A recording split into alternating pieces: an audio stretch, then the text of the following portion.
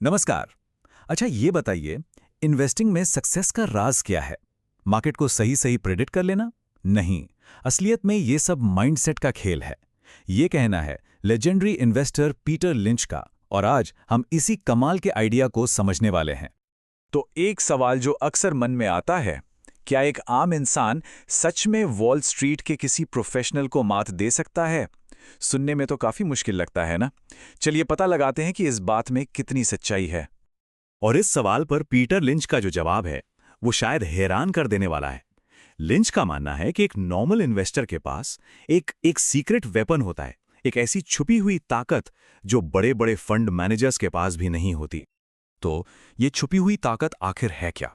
चलिए सेक्शन 1 में इसी पर बात करते हैं कि एक इंडिविजुअल इन्वेस्टर का वो हिडन एज क्या है। जरा सोचकर देखिए, एक तरफ हैं प्रोफेशनल फंड मैनेजर्स जिनके ऊपर हर 3 महीने में परफॉर्मेंस दिखाने का जबरदस्त प्रेशर होता है, और दूसरी तरफ एक आम निवेशक जिसके ऊपर ऐसा कोई प्रेशर नहीं है। वो अच्छी कंपनियों में सालों साल बिना किसी टेंशन के टिके रह सकता है। और पता है, यही आज़ादी, यही पेशेंस सबसे बड़ी ताकत है। चलिए अब एक बहुत ही जरूरी कॉन्सेप्ट को समझते हैं। ये एक ऐसा फर्क है जो दौलत बनाने और पैसा डुबाने के बीच की एक पतली सी लाइन है। पीटर लिंच हमेशा इस बात पे जोर देते थे कि इन्वेस्टिंग और गैम्बलिंग यानी निवेश और जुआ दो बिल्कुल अलग चीजें हैं। यहाँ पर यह फर्क बिल्कुल साफ दिखता है। एक तरफ है गैम्बलिंग, मतलब टिप्स और हेडलाइंस के भरोसे स्टॉक खरीदना, बार बार ट्रेडिंग करना और बस इमोशंस में बहकर फैसले लेना। और दूसरी तरफ है इन्वेस्टिंग, जहां एक बिजनेस का हिस्सा खरीदा जाता है, कंपनी को ढंग से समझा जाता है और एक सोची समझी उम्मीद के साथ पैसा लगाया जाता है। एक में बस तुक्का है, दूसरे में लॉजिक। लिंच की ये एक लाइन सब कुछ कह देती है। स्टॉक्स कोई लॉटरी टिकट नहीं है, वो बिजनेस है। जब कोई एक शेयर खरीदता है तो वो सिर्फ एक कागज का टुकड़ा नहीं ले रहा, वो एक असली चलती फिरती कंपनी में हिस्सेदारी ले रहा है। ये माइंडसेट बदलना बहुत जरूरी है। ओके, तो मार्केट को समझने से भी पहले खुद को समझना जरूरी है। पीटर लिंच इसे मिरर टेस्ट कहते थे, मतलब शीशे के सामने खड़े होकर खुद से कुछ कड़े सवाल पूछना। सबसे पहला और सबसे जरूरी सवाल, अगर मार्केट 20-30% गिर जाए तो पहला रिएक्शन क्या होगा? क्या घबराहट में सब कुछ बेच दिया जाएगा, या शांति से उस तूफान के गुजरने का इंतजार करने की हिम्मत होगी? इसका जवाब बहुत कुछ तय करता है।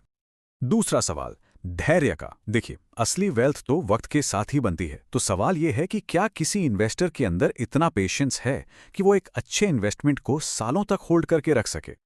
और तीसरा, एकदम सीधा सवाल, जब कीमतें गिरती हैं तो क्या पैनिक होता है?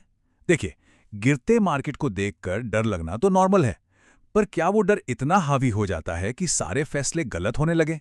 क्योंकि यही डर इन्वेस्टर का सबसे बड़ा दुश्मन है। तो इस पूरे मिरर टेस्ट का निचोड़ क्या है? यही कि इन्वेस्टिंग में सक्सेस के लिए ज्यादा आईक्यू से ज्यादा जरूरी है इमोशनल कंट्रोल। किसी का टेम्परामेंट, उसका स्वभाव, वही सब कुछ है। चलिए अब बात करते हैं वॉल स्ट्रीट के कुछ सबसे बड़े मिथकों की, कुछ ऐसी गलतफहमियों की जो इन्वेस्टर्स को अक्सर गुमराह करती हैं और उनसे नुकसान करवाती हैं। पहला और सबसे बड़ा मिथक कि मार्केट को टाइम किया जा सकता है। लोगों को लगता है कि वो मार्केट के एकदम बॉटम पर खरीद सकते हैं और एकदम टॉप पर बेच सकते हैं। लेकिन हकीकत क्या है? हकीकत ये है कि मार्केट के जो सबसे अच्छे दिन होते हैं ना, वो अक्सर सबसे बुरे दिनों के ठीक बाद आते हैं। और जो लोग डर के मारे बाहर निकल जाते हैं, वो सबसे बड़ी तेजी को मिस कर देते हैं। बुरे दिनों में टिके रहने से उतना नुकसान नहीं होता जितना अच्छे दिनों को मिस कर देने से होता है। अच्छा, एक और मिथक कि बड़ी कंपनियां हमेशा से सेफ होती हैं। मतलब अगर कोई कंपनी बहुत बड़ी है, जानी मानी है, तो उसमें पैसा लगाना एकदम सेफ है। पर सच्चाई इससे बिल्कुल अलग है। इन्वेस्टिंग की हिस्ट्री में कुछ सबसे बड़े नुकसान इन्हीं सेफ मानी जाने वाली ब्लू चिप कंपनियों में हुए हैं। असलियत यह है कि कोई भी कंपनी हमेशा के लिए सेफ नहीं होती। बिजनेस को समझना जरूरी है, सिर्फ नाम देखकर पैसा लगाना नहीं। तो फिर इन सब बातों का मतलब क्या है? एक इन्वेस्टर की असली सुपर पावर क्या है? वो कौन सी चीज है जो लॉन्ग टर्म में सक्सेस दिला सकती है? देखिए, सक्सेस के रास्ते में सबसे बड़े रोड़े हैं हमारी अपनी भावनाएं, डर और लालच। यही वो चीजें हैं जो अच्छे अच्छे इन्वेस्टर्स से गलत फैसले करवाती हैं। जैसे कि प्रॉफिट वाले स्टॉक्स को जल्दी बेच देना और लॉस वाले स्टॉक्स को पकड़े रहना। या फिर किसी चलते हुए स्टॉक के पीछे भागना और मार्केट क्रैश में डर कर सब कुछ बेच देना। और यहां एक बहुत ही मजेदार बात है, जब मार्केट में चारों तरफ अफरा तफरी मची हो तो अक्सर सबसे समझदारी का काम होता है कुछ ना करना। जी हां, बस बैठे रहना। सुनने में आसान लगता है, लेकिन करना सबसे मुश्किल यही है। तो ये है वो असली super power, long term thinking, यानी लंबी अवधि की सोच। ये इन्वेस्टर का सबसे बड़ा अनफेयर एडवांटेज है। ये वक्त देता है बिजनेस को ग्रो करने के लिए, गलतियों को सुधारने के लिए और सबसे ज़रूरी कंपाउंडिंग को अपना जादू दिखाने के लिए। ये किसी भी प्रोफेशनल ट्रिक से कहीं ज़्यादा पावरफुल है। और इस पूरी बातचीत को हम पीटर लिंच की इस एक सलाह के साथ ख़त्म करेंगे। मार्केट को हराने की कोशिश करने से पहले ये पक्का कर लें कि मार्केट आपको इमोशनली नहीं हरा सकता। असली जंग मार्केट से नहीं, खुद से है। जिसने इस जंग को जीत लिया वही असली विनर है। हेलो दोस्तों, कभी सोचा है कि ज्यादातर लोग स्टॉक मार्केट में पैसा क्यों गंवाते हैं, जबकि मार्केट तो लंबे समय में ऊपर ही जाता है? आज हम इसी गुत्थी को सुलझाएंगे, और वो भी लेजेंडरी इन्वेस्टर पीटर लिंच के नजरिए से। तो सवाल यही है, आखिर क्यों ज्यादातर लोग जीतने की कोशिश में ही हार जाते हैं? आज हम उन आम गलतियों को देखेंगे जो इन्वेस्टर्स करते हैं, और ये भी समझेंगे कि पीटर लिंच की समझदारी से हम इन सब से कैसे बच सकते हैं।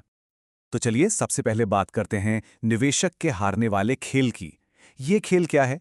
ये उस गलतफहमी के बारे में है कि कोई मार्केट को प्रिडिक्ट कर सकता है, और जैसा कि हम देखेंगे, यही कोशिश ज्यादातर नुकसान की असली जड़ है। पीटर लिंच का ये कोट बहुत पावरफुल है, मतलब सीधा सा है। मार्केट गिरने के डर से बाहर बैठे रहना असल में गिरावट झेलने से भी ज्यादा महंगा पड़ सकता है। डर हमें सबसे बड़े मौके से ही दूर कर देता है। चलिए अब आते हैं भविष्यवाणी के मिथक पर। मतलब ये मार्केट प्रिडिक्शन का जो पूरा आइडिया है, सुनने में तो बड़ा अच्छा लगता है ना? लेकिन असल में ये क्यों समय और पैसे की बर्बादी है, आइए समझते हैं। तो ये भविष्यवाणी फेल क्यों होती है? देखिए, एक तो इकोनॉमिस्ट्स की आपस में ही नहीं बनती, वो खुद एक दूसरे से सहमत नहीं होते। मार्केट का बॉटम कब बना, ये हमेशा हमेशा बाद में ही पता चलता है।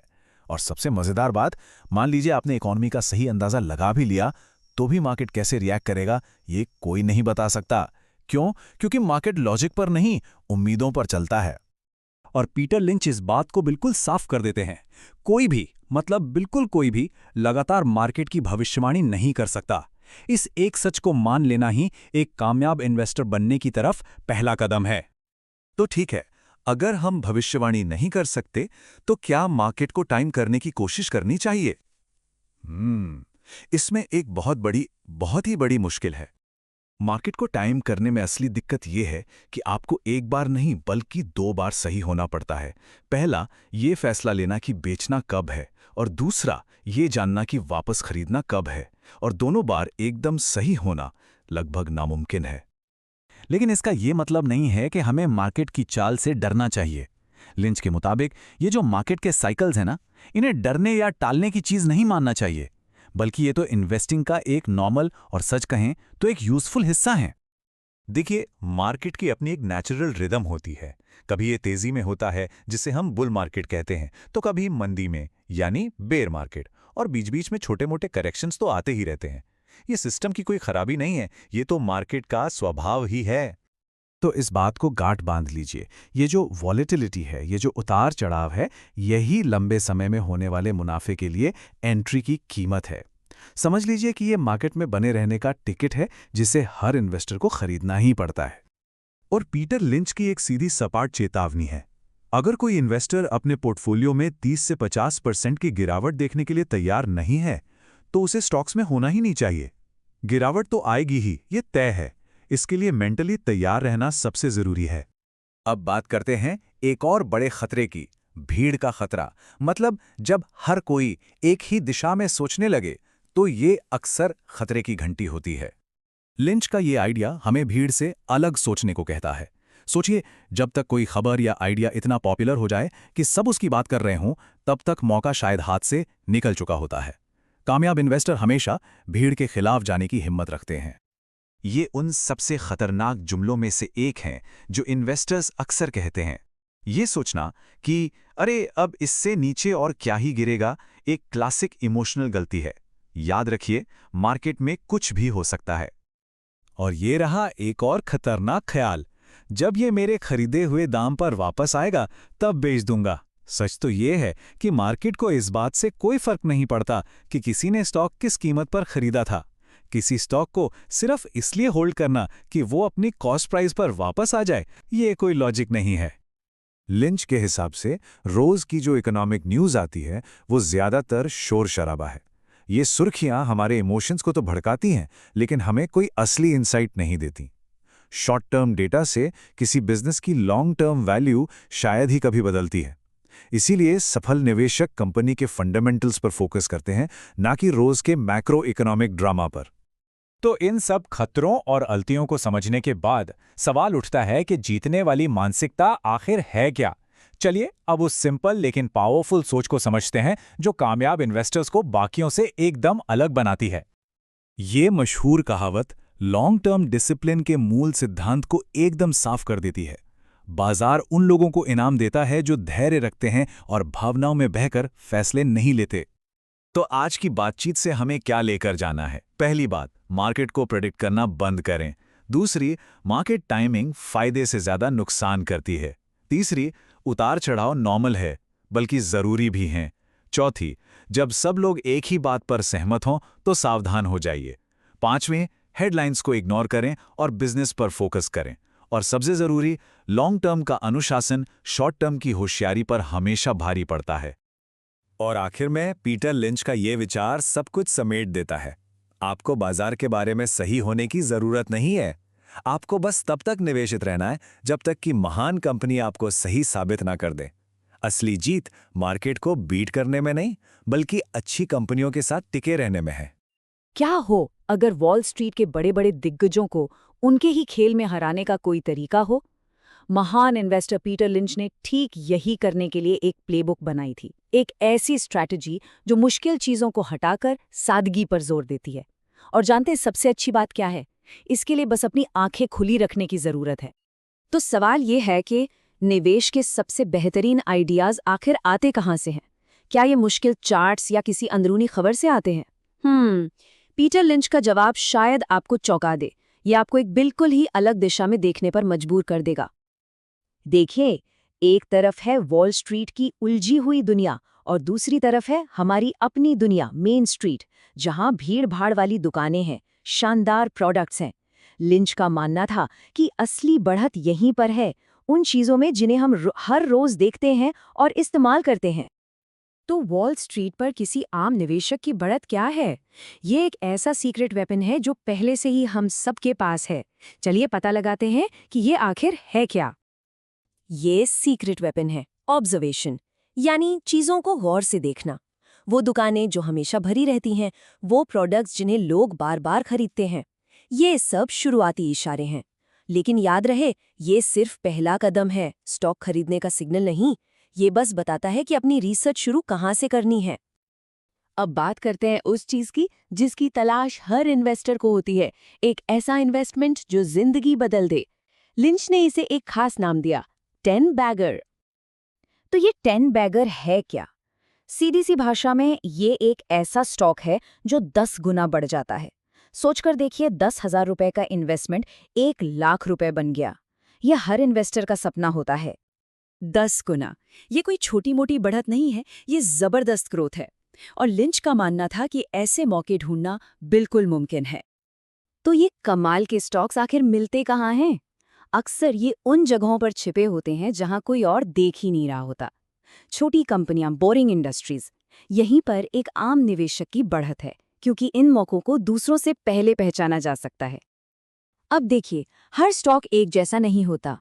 उन्हें समझने के लिए लिंच ने एक बहुत ही कारगर सिस्टम बनाया, कंपनियों को 6 अलग अलग कैटेगरी में बांटने का।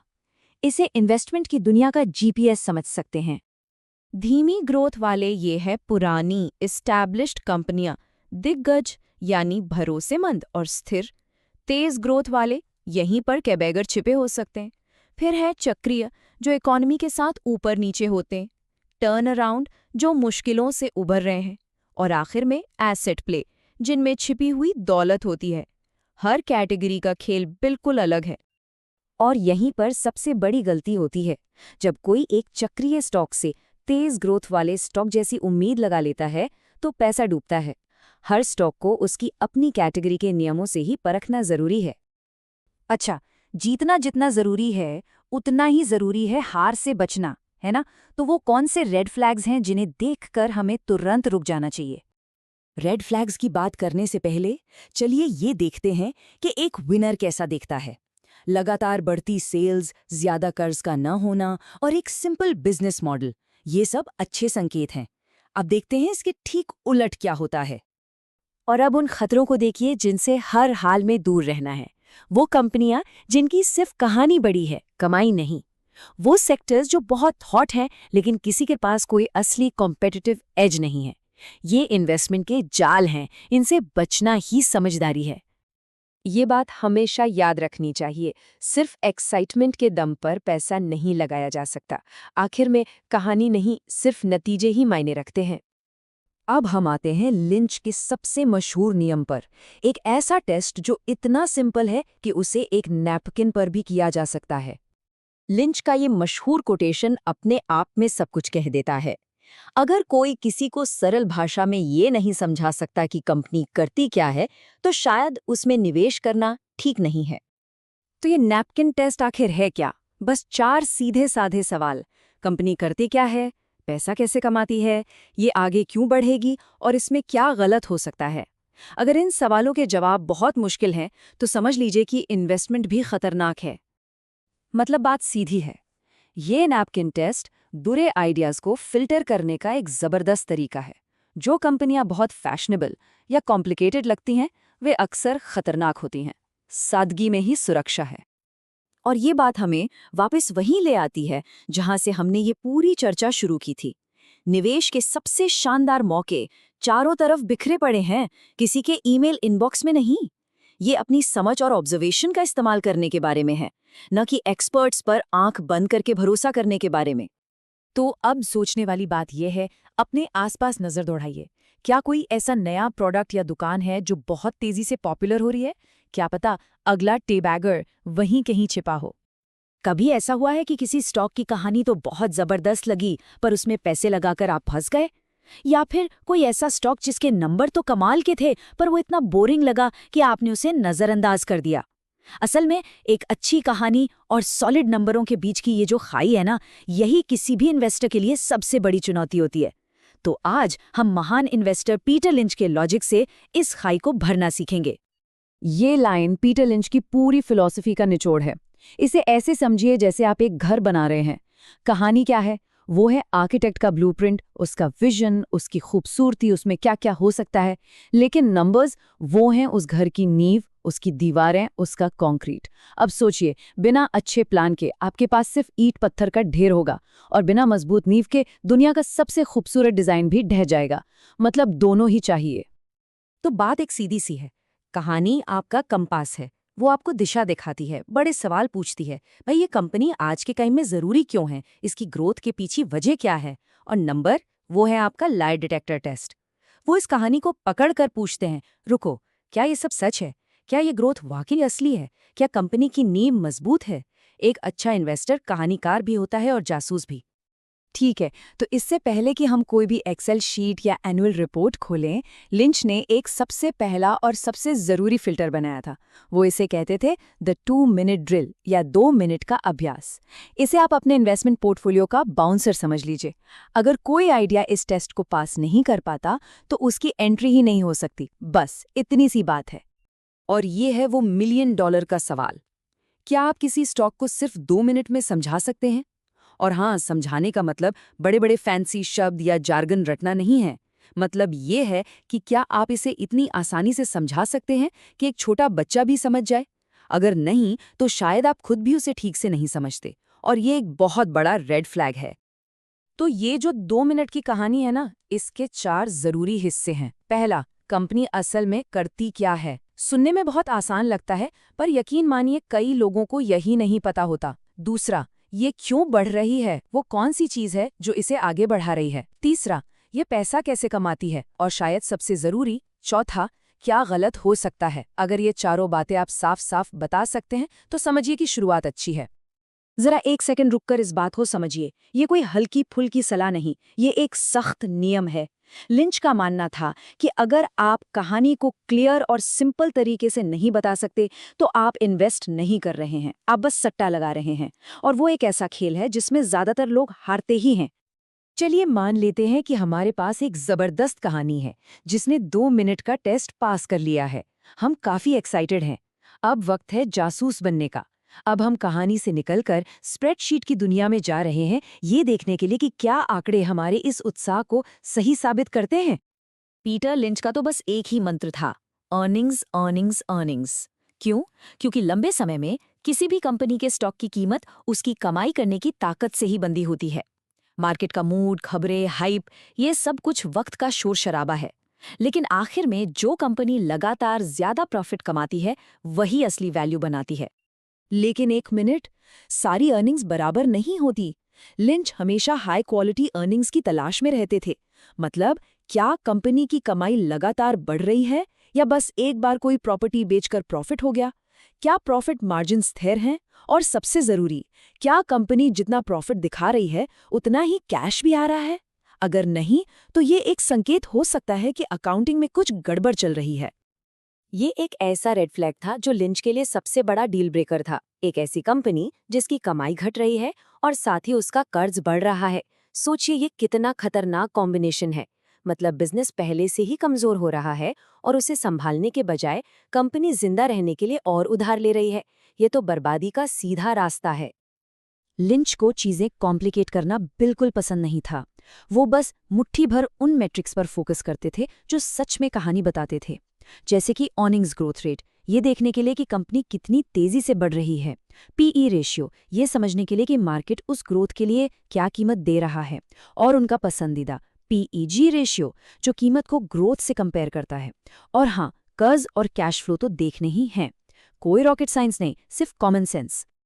ऑलराइट, अब आते हैं उस हिस्से पर जहां ज्यादातर इन्वेस्टर्स गलती करते हैं। वो होमवर्क करते हैं, स्टॉक खरीदते हैं और फिर उसे भूल जाते हैं। लिंच के लिए खरीदने का मतलब काम खत्म होना नहीं था, बल्कि ये तो बस शुरुआत थी। उनकी फिलॉसफी का तीसरा स्तंभ है कहानी को लगातार रीचेक करते रहना।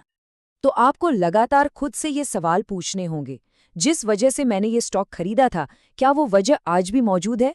क्या ग्रोथ अचानक से धीमी पड़ रही है? क्या मैनेजमेंट का बर्ताव कुछ बदला बदला सा लग रहा है?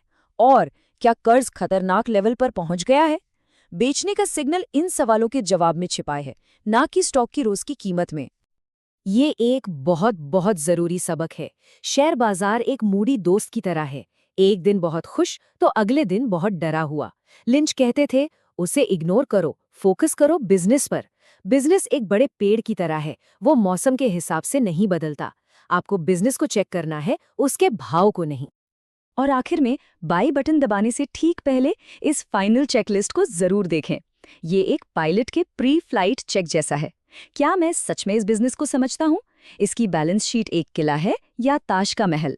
क्या इसकी ग्रोथ असली है या सिर्फ हवाई बातें हैं? ये सिंपल सवाल आपका आखिरी सेफ्टी नेट है जो आपको इमोशनल फैसलों से बचाते हैं। तो चलिए इन सब बातों को जोड़कर लिंच की पूरी मानसिकता को समझते हैं, क्योंकि उनकी स्ट्रैटेजी सिर्फ कुछ नियमों का सेट नहीं थी, ये मार्केट को और खुद को देखने का एक अलग ही नजरिया था।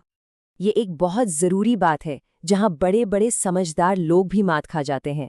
वो एनालिसिस पैरालिसिस में फंस जाते हैं। उन्हें लगता है कि इन्वेस्ट करने से पहले कंपनी के बारे में सब कुछ पता होना चाहिए। लिंच कहते थे, ये नामुमकिन है। आपका लक्ष्य 100% सही होना नहीं, बल्कि संभावनाओं को अपने पक्ष में करना है। तो चलिए इस पूरी बातचीत को समेटते हैं। अगर इस पूरी बातचीत से सिर्फ कुछ बातें याद रखनी हो तो वो ये हैं। हमेशा एक सिंपल कहानी को नंबरों से जोड़कर देखिए। अर्निंग्स और कंपनी की फाइनेंशियल हेल्थ पर फोकस रखिए। चीज़ों को आसान रखिए और अपनी इन्वेस्टमेंट की कहानी को बार बार रीचेक करते रहिए।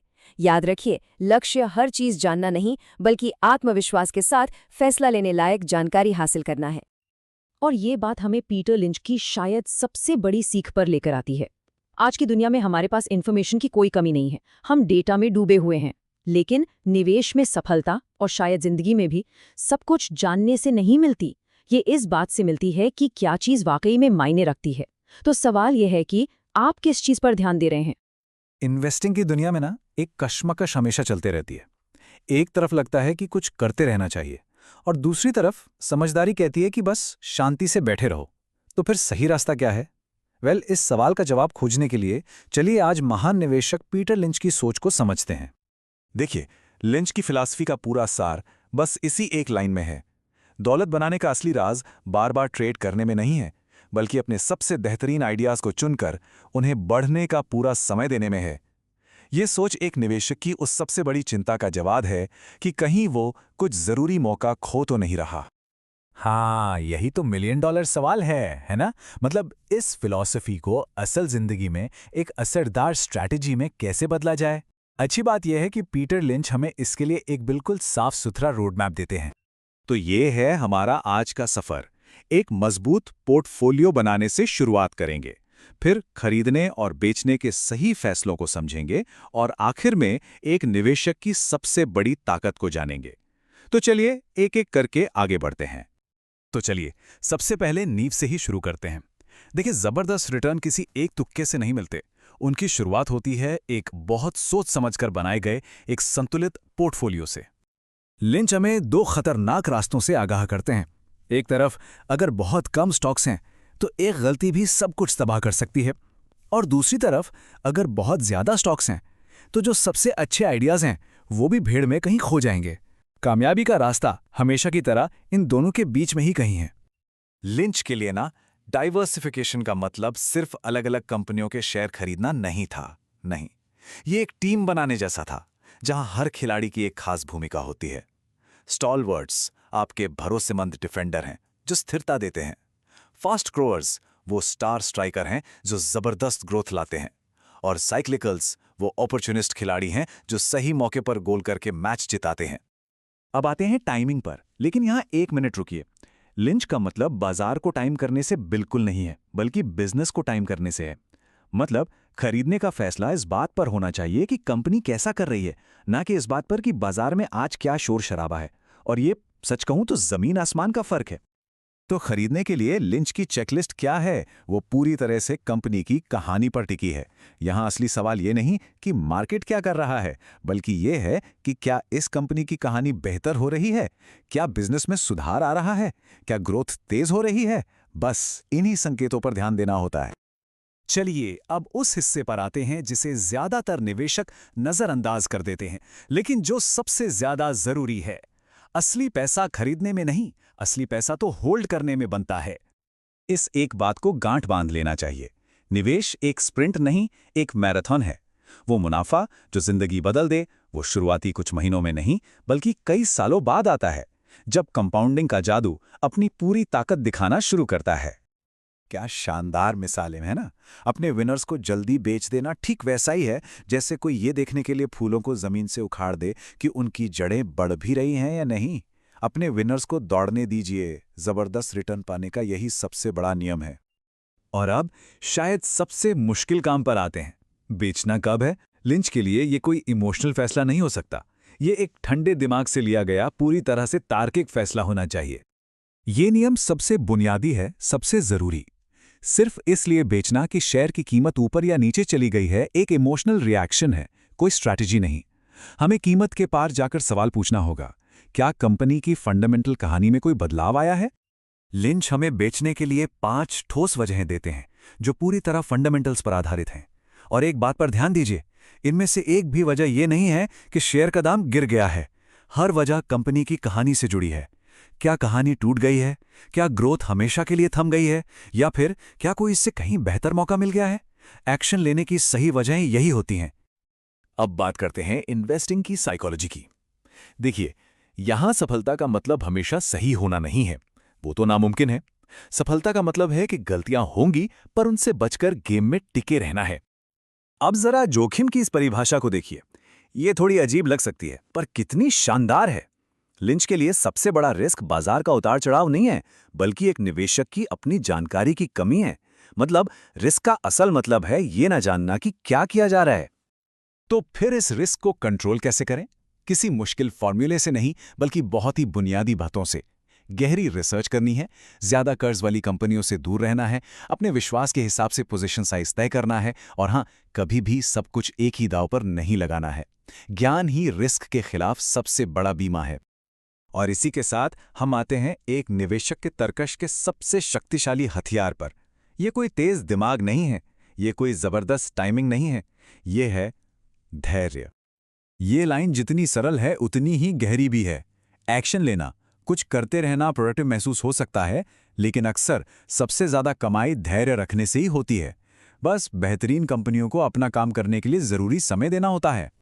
ये चार्ट कंपाउंडिंग का असली जादू दिखाता है। देखिए, शुरुआती सालों में लगता है कि कुछ खास नहीं हो रहा, फिर धीरे धीरे कर्व ऊपर की तरफ भागना शुरू करता है और फिर ग्रोथ विस्फोटक हो जाती है। यही है धैर्य का असली इनाम। और ये आखिरी कोट पूरी फिलॉसफी को एकदम सही तरीके से समेटता है। सबसे ज्यादा पैसा अक्सर अपने सबसे अच्छे आइडिया पर सिर्फ बैठे रहने और कुछ ना करने से बनता है। ये हमें एक बहुत गहरे सवाल के साथ छोड़ जाता है।